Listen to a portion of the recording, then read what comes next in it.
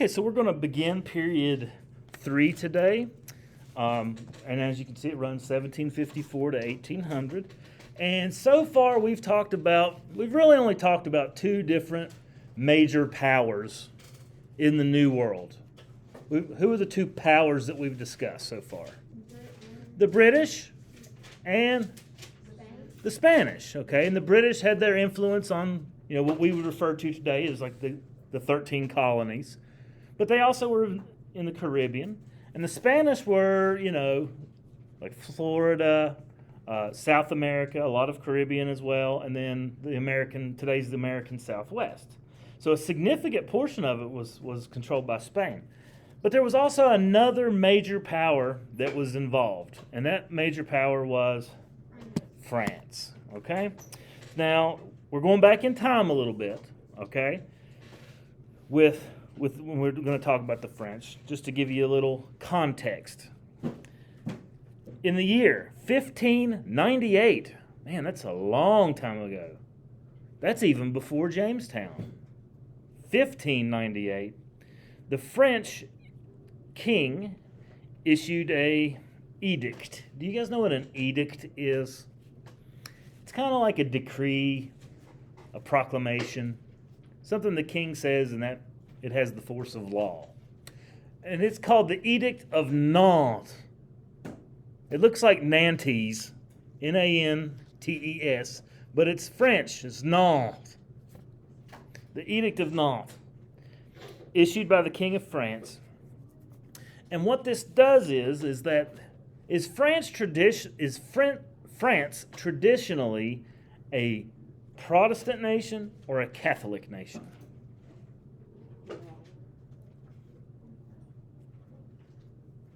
Catholic, heavily influenced by the Catholic Church. And so the majority of people in France were Catholic. However, by 1598, the Protestant Reformation had come. Because remember Martin Luther in the 1520s? Okay. So by 1590s, Protestant Revolution is rolling through France. And in an effort to avoid violence in France, the French king issues this edict, which says anyone that goes to the New World will have religious freedom in French-held territory. So it's a way in which to get French Protestants to go away. So now, if they didn't go away, they may face persecution. Who told France that if they went over there, they'd have religious freedom? The King of France, with the Edict of Nantes, gives religious freedom to French Protestants. Now, the French don't speak English. They speak French. And a French Protestant has a name. They're called Huguenots. Huguenots. They're just a French Protestant. A French person who's not Catholic is a Huguenot. So, in the New World, where France held territory, these Huguenots could come to the New World and have religious freedom. And so, once again, you see a little bit of civil unity, toleration in the New World, even amongst different major powers. Many of the British colonies had a form of religious freedom. And the French, with the Edict of Nantes in 1598, are giving religious freedom. So it's, now the main purpose of it is what? Because the king just loves these Protestants and wants them to be happy and have religious freedom? No, he wants to get rid of them. And he wants to stop the violence in France, to stop a religious war. Okay.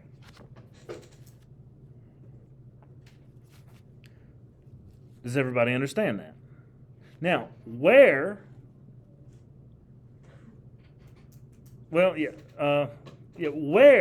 in the New World did the French establish their colonies? Like we know the British colonies are like the American states and the few. Where were the French? Canada, eh? Yeah. And where else? Okay, a little bit down. Like all of this was actually part of Canada, like Ohio. All right, what else? New York. New York? No, not quite, but you know, up here, Canada, yeah. One more place, y'all. The South. Where at in the South? One place in particular. Louisiana. Louisiana. New Orleans, Yeah. named after Orleans, France. Okay, New Orleans, Nolens, along the Mississippi River. Those were the two locations of French occupation, the two French colonies. Now, the French established Quebec. You ever heard of Quebec? Quebec is a French word. You know what it means? It means Catholic. Quebec means universal, which is what Catholic means, universal. And it was established by this gentleman, Samuel de Champlain. Samuel de Champlain in 1608. How do you spell Quebec? Quebec. Good question. Which means Catholic. Established one. 1608 is when the French established Quebec. Now, Samuel de Champlain is a soldier, he's an explorer, he's an adventurer, and he's now known as the father of New France. What's New France? Yeah, Canada. You know, parts of Canada that the French had occupied. Now, French colonies were not like British colonies. French colonies did not have any independence.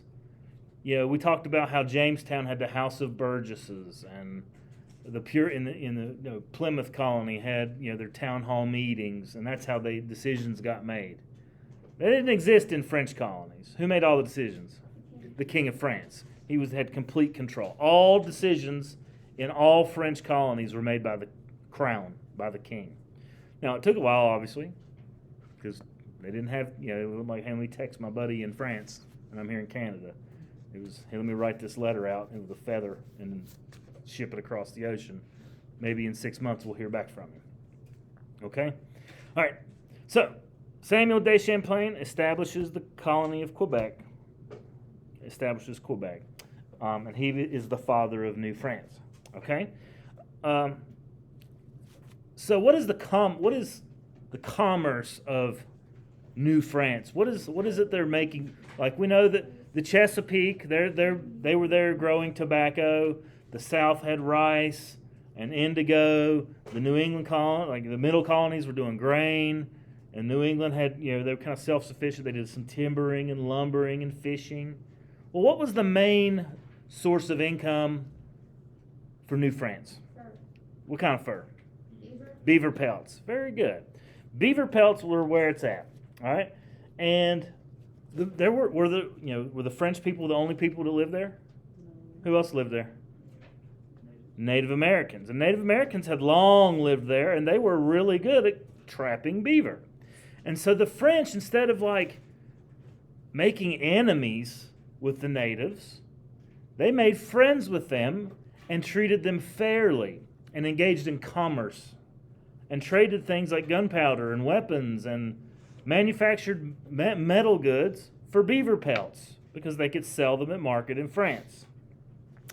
Now, in order to do this, in order to establish these friendly relations, most French people were Catholic, and so a lot of Catholic missionaries came to the New World. And these missionaries are called Jesuits. Jesuits. You ever heard of the Jesuit order? It's like one of the orders whose main focus is spreading Catholicism. How do you spell that? Jesuits. Jesuits. Looks like Jesus. All right? And as the Jesuits were spreading, then New France was spreading as well, and the colony was getting larger. And here's a couple guys responsible for some of the expansion. One of the places that they expanded into was the present day state of Michigan. The American state of Michigan was once part of France, which is right here, okay? Does anybody want to take a guess what this guy on the left's name is? Mitchell. Antoine Cadillac. Oh, yeah. He founded the city of Detroit. Detroit. What was the American state of this one? Michigan. Present-day Michigan. What And- did it connect to? Well, it became New France. But Michigan's here, and it's kind of right in the middle of the Great Lakes. Okay. Yeah. Today it's part of the United States, but then it was part of New France. And Antoine Cadillac is the person responsible for it. And he founds the city of Detroit, Detroit, in 1701. So you see a Cadillac on the road that's made in Detroit. It's named after this guy. And that's the reason why there's a Cadillac. Okay? Now, obviously, this guy knew nothing of automobiles, as they never existed in his lifetime. But the automobile company named them after him. Okay? Now, why? We see a lot of the Canadian, or a lot of the French influences over here. Why would they cross the Great Lakes and establish a city, a fort, if you will, here in Detroit? Water, okay, it's a good guess. More beavers. Okay, expand their trade. That's definitely a possibility. Well, who else is around in that area? Native American? The Native Americans are. Any other rivals there? British? The British. And the French really wanted to keep the French wanted to keep the British out of New France and create barriers. All right? And so that's really why they did that. It's rivalry. This other man, his name is Robert de la Salle. Those luscious locks of hair, I'm jealous. Yeah. Robert de la Salle. He explored the Mississippi River basin. So he is the one that brings French territory to what he actually named Louisiana, naming it after King Louis. What did he explore the most? He explored the Mississippi River basin. That's like where the Mississippi River meets the ocean, the river delta, Louisiana, New Orleans. Because there was swamp people, that area. He explored it and named it Louisiana, creating several fortified posts along the river, the largest of which being a town, which he names after a town in France, New Orleans. And he creates it in 1718.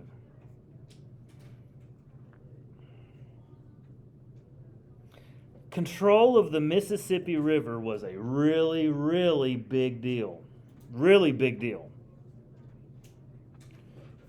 You wouldn't really think it, but having control of the Mississippi River made it to where the French turned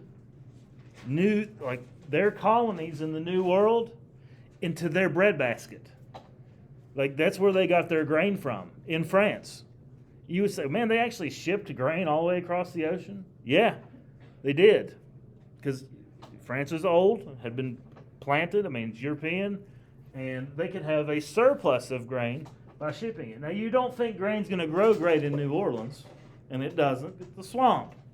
But where does grain grow wonderfully connected to the Mississippi River? Farther north, Illinois, Michigan, grain grows fantastic there. Kansas, all these places that, Mississippi, Missouri, all those states that border the Mississippi can be literally easily loaded up boats in this enormous river, the largest river in North America, and just shipped it right into the Gulf of Mexico, straight to France. And France made, because they had control of the Mississippi River, France made their colonies their breadbasket. The British had their breadbasket too, and that was the middle colonies. The French's breadbasket were all the land and territory that they owned and had possession of along the Mississippi River. All right? You following me so far? Okay, good. Now, as you might imagine, we got French here, we got French here, we got British in between, we got French trying to come down and encroach in this way. What ultimately do you think is going to happen? There's going to be some clash. And empires definitely clash in the New World. Well before there's any American Revolution, the British and the French have been fighting. I mean, even before the British and French were fighting, we talked about, the Spanish Armada being defeated. The empires are fighting. They're clashing with one another. And there's a couple examples of these clashes that existed with King William's War, as you can see here on the left, with a little map there. They predominantly took place in French Canada and a little bit of New England. And it lasted about 9 years, 8 years. Just know that it existed. I'm not going to go through individual battles and what happened and who just know it happened, that there's there's fighting going on. There's also Queen Anne's War, like 1702 to 1713.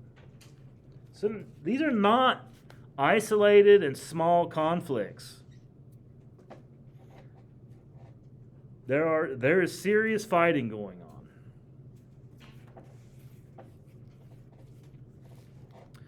So, most of the battles were between British colonists and the French, and oftentimes the French had an ally in Spain, both of them heavily Catholic, and oftentimes the French had another ally in Native Americans because they treated them, they traded with them, where the British were more like, I need to push westward and take their land, where the French were more interested in beaver trading, and also, predominantly in Canada. You don't think Canada is, fantastic farmland. I mean, I think I need to put a coat on. You know what I mean? Okay, so these wars ultimately were ended with a treaty called the Treaty of Utrecht.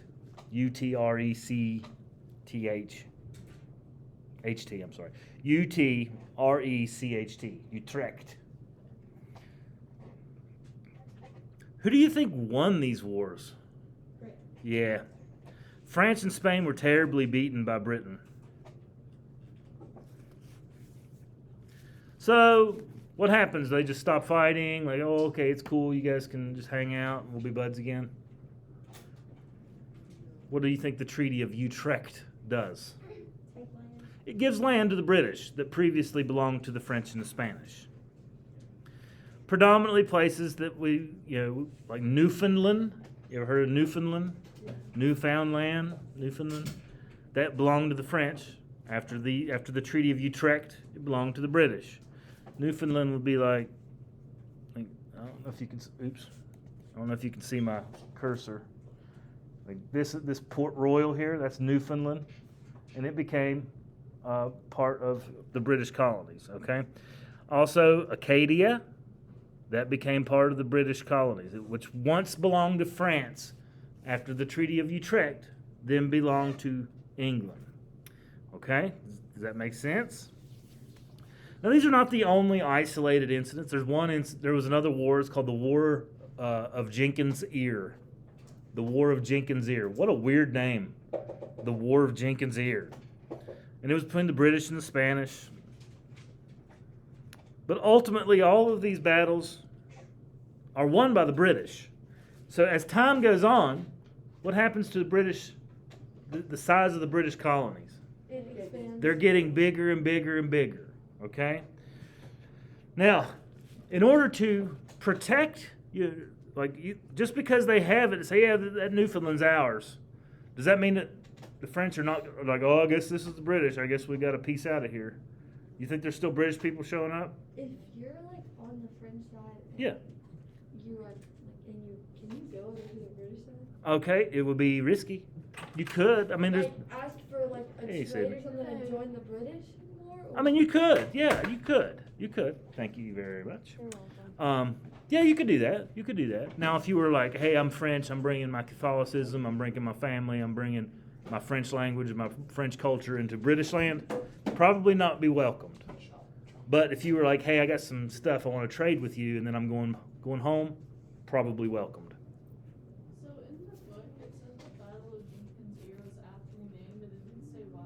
Was it actually fought over an ear or something? I think like what had happened is there was a skirmish that happened between British and French colonists where a man lost his ear, and that was one of the reasons why it started. But ultimately, I mean, a guy lost his ear, yeah, it's a big deal, but there were other reasons why it happened, you know, like, mainly because of the stuff we're talking about. Like, Inspired. yeah. Yeah, you're right. Okay, so the point here I'm trying to make is that we were seeing constant conflict between the major empires. Major empires are at conflict. The greatest conflict occurs, and it's called, we call it the French and Indian War, because we're Americans. The British called it the 7 Years' War. If we were really going to aptly name it, we would call it World War I, because that's exactly what this is. What was the war called? The seven? We call it the French and Indian War. The British called it the 7 Years' War. But it's really World War I because it involves the British, it involves the French, it involves the Spanish, it involves American colonists. It's fought in England, it's fought in Europe, it's fought in the New World, it's fought in the Atlantic Ocean, it's fought in the Pacific Ocean, it's fought all over the world. It is a true world war. And really, this man right here can have the finger pointed to him for starting it. Who is that? That's George Washington, a young George Washington. So he was the leader of it? I'll get to it.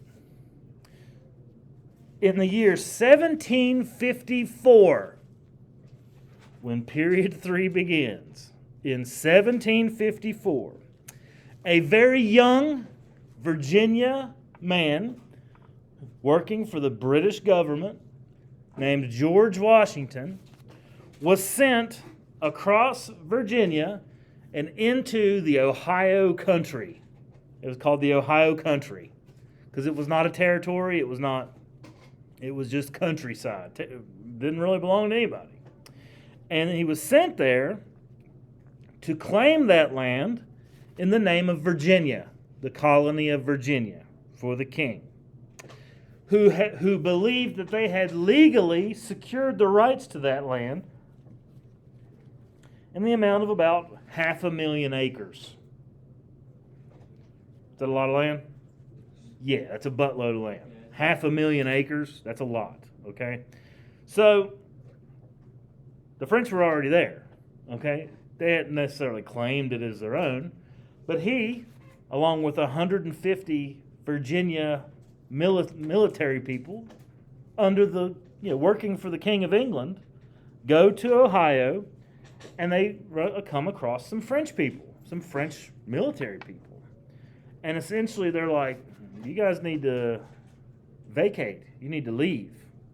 And the French are like, no, we're not leaving.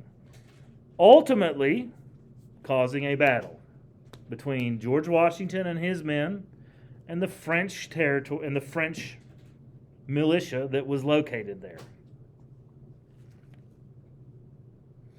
And George Washington and his men killed the leader of that French militia. They killed him in battle. When word gets back to Detroit, what had happened, are the French going to be like, oh, it's cool. It's just 500,000 acres, no big deal. No. They're going to send reinforcements. And those reinforcements end up catching up to George Washington, who had fallen off of his horse, and capture him. And they patch him up, and they're like, you just need to go on home and don't come back. You don't really hear that much about the great, powerful George Washington, that he fell off his horse, was forced to surrender, and the enemy patches him up and then kind of pats him on the head and says, go on home, George. But it happened. So George Washington returns home to Virginia and spreads the word about this, and ultimately begins a war between the British colonists on the same side, the British and the British colonists on the same side, versus the French and their allies, Native Americans. So it's called, in America, the French and Indian War. Are the French and Indians fighting each other? No. The French and Indians, they're together and they're fighting the British colonists and the British. Does everybody understand that? Okay? Now, globally, the British government in England, they call it the 7 Years' War.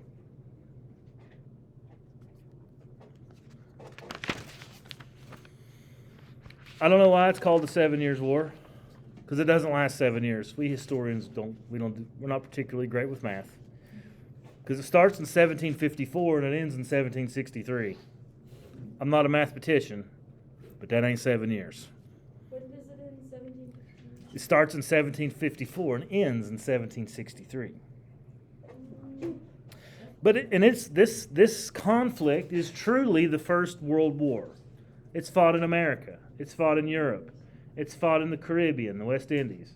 It's fought in the Philippines. It's fought in Africa. It's fought on the oceans. It is a true world war.